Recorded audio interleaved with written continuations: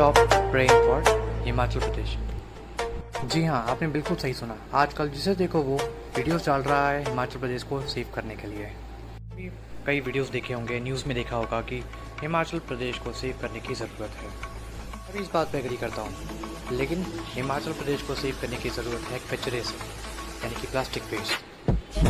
जैसा कि आप वीडियो में भी देख पा रहे होंगे, जैसे ही पानी का बहाव बहुत ज़्यादा ऊपर हुआ और वो ब्रिज के ऊपर आया, तो जितना भी प्लास्टिक वेस्ट था, जितना भी कचरा था, चाहे पानी की बॉटल हो, चाहे चिप्स के पैकेट हो, सब के सब आप पूरे ओवर ब्रिज पे देख सकते हैं।